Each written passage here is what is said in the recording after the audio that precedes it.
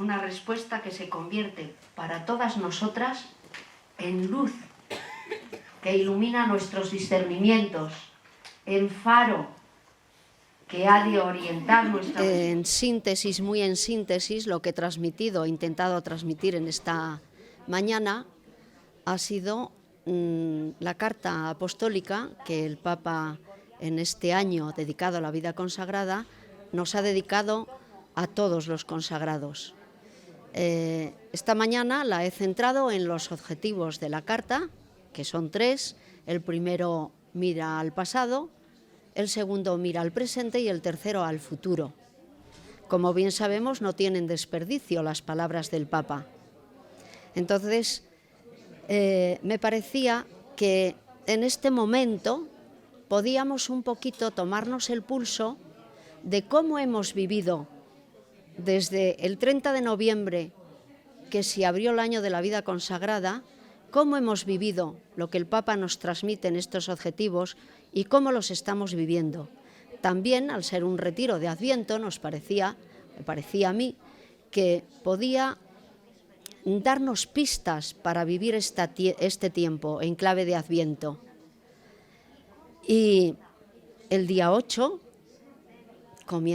abrirá el Papa, inaugurará el año de la misericordia. Entonces, como trasfondo, también esta misericordia entrañable del Papa.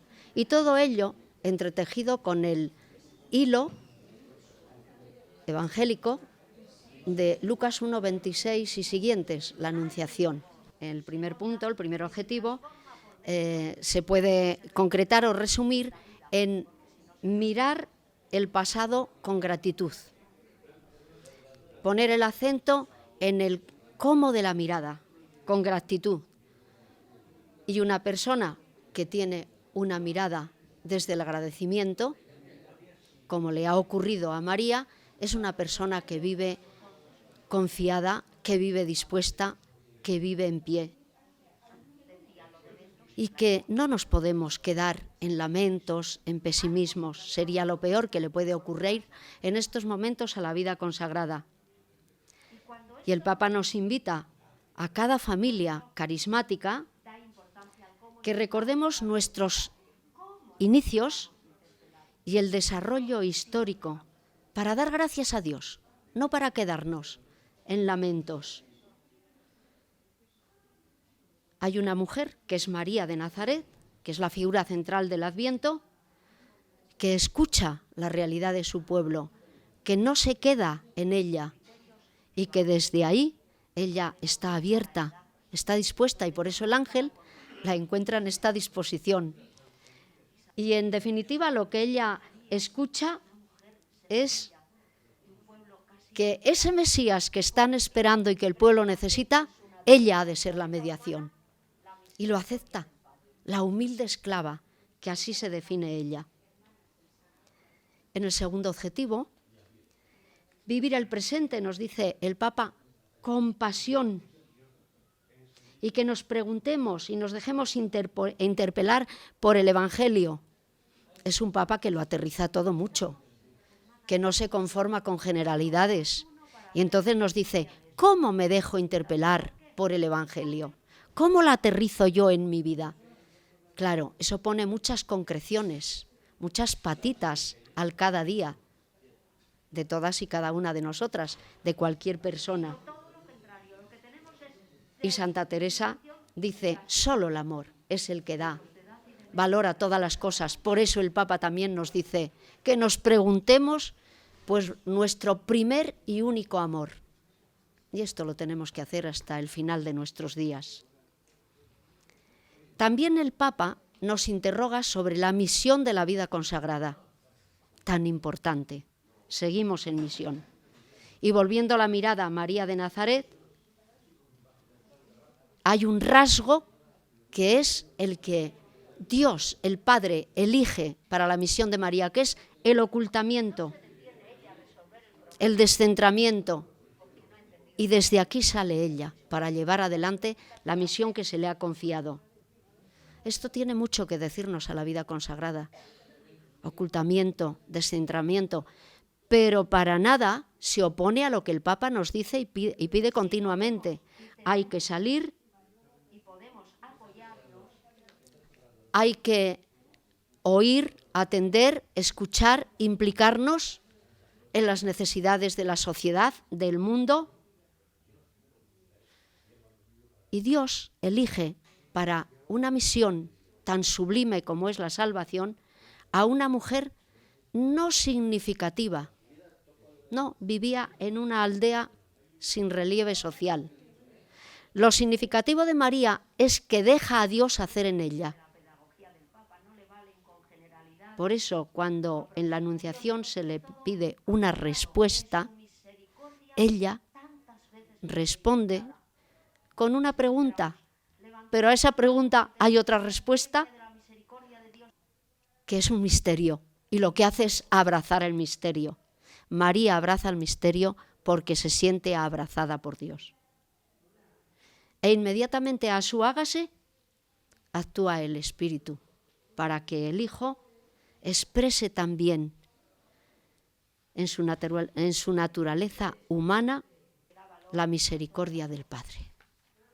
Todas tenemos experiencia de que cuando escuchamos en nuestro ser a este Dios que nos abraza misericordiosamente, lo que se produce en nosotras es la necesidad de responder en libertad y en una entrega incondicional, dándonos cuenta que no es nuestra carne, nuestra sangre, que no es nuestro, que no es generosidad, que es lo que el Espíritu está haciendo en nosotras. Y la vida que se engendra en María no es solamente para ella, para sus allegados, es para la humanidad de todos los tiempos. Por eso el Papa nos invita a salir, a la salida. Y podemos decir, es que las que somos, las edades que tenemos, la salud que tenemos, ya no es para salir. Sin embargo, hay una salida que es la más significativa y que podemos hacer todas y en todos los tiempos hasta morir. Salir de una misma. Y sin esta salida, las otras no se producen. Y si se producen, no serán válidas, porque pueden estar motivadas por el escapismo, por el protagonismo, por el activismo, y desde ahí no son válidas, porque no son evangélicas. La primera salida y la más importante es la de una misma, salir de una misma. Y qué forma tan preciosa cuando somos capaces de salir así, aunque sea en el adentro de la comunidad, con una palabra oportuna a una hermana, con una no queja, con un lavar los pies a aquella que lo necesite. Que el Señor nos tiene que ir diciendo a todas y a cada una desde dónde tenemos que salir, qué es lo que nos está reteniendo y hacia dónde tenemos que salir. Y por último, el tercer objetivo, dice el Papa, abrazar el futuro con esperanza. También aquí hay un cómo. ¿Cómo abrazar ese futuro? Con esperanza. Una esperanza que se apoya no en nuestras fuerzas, sino, como dice San Pablo en 2 Timoteo, en aquel en quien hemos puesto nuestra confianza. Y esta esperanza, afirma el Papa Francisco, permitirá a la vida consagrada seguir escribiendo una larga historia en el futuro hacia donde nos conduce el Espíritu Santo para continuar haciendo cosas grandes. Es precioso que la vida consagrada podamos oír en estos momentos que tenemos un futuro y que es preciso y que Dios lo quiere y que todavía podemos hacer cosas grandes, porque es el Espíritu quien lo hace en nosotras. Ahora que podemos decir, si ya no quedan vacas en el establo, ni ovejas en el redil, ¿dónde vamos? Pues sí, pues ahora.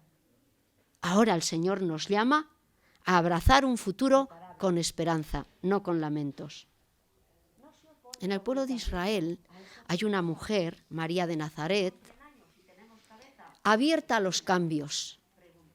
Dios la ha visitado y ha cambiado sus planes. Sabemos que tenía sus planes, como toda mujer. El ángel le anuncia un acontecimiento tan extraordinario que solo en obediencia a Dios, en obediencia de fe a Dios, puede acoger. Dice Santa Teresa en Introducción a las Moradas, la fuerza de la obediencia suele allanar cosas que parecen imposibles. Pues esta es la llamada que tiene que percibir ahora la vida religiosa. Y el Papa, el 27 de enero, en la homilía de Santa Marta, dice, la obediencia de la voluntad del Padre en la tierra empieza con María. Y advierte Francisco, no es fácil querer la voluntad del Padre.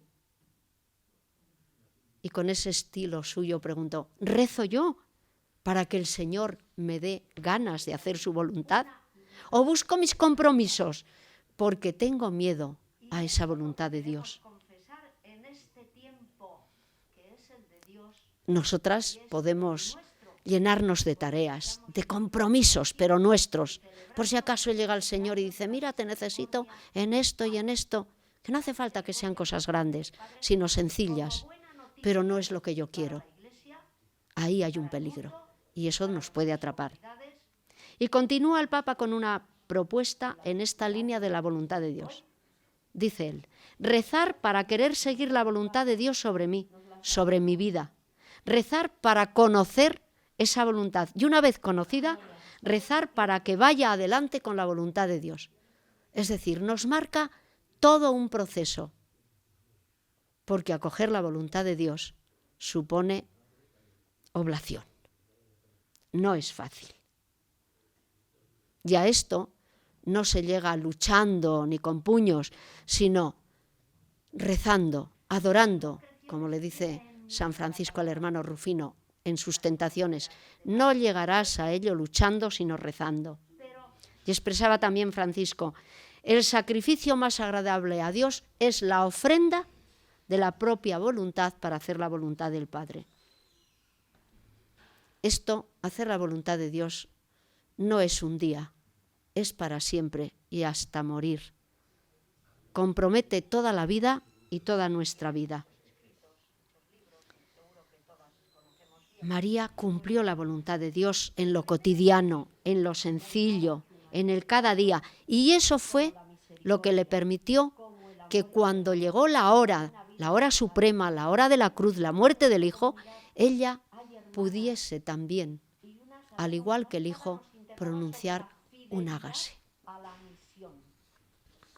Pues rezar también nosotras en este proceso que el Papa nos dice para poder acoger aquello que nos sea más costoso, más difícil o que veamos más imposible para nuestras fuerzas. Santa María del Adviento es madre de la esperanza por su obediencia a Dios. En el Adviento de nuestra vida, ella quiere que apoyemos nuestra esperanza en la suya. Quiere que la fundamentemos donde ella la fundamentó, en la obediencia a Dios. Y cuando obedecemos a Dios, nos crece la esperanza.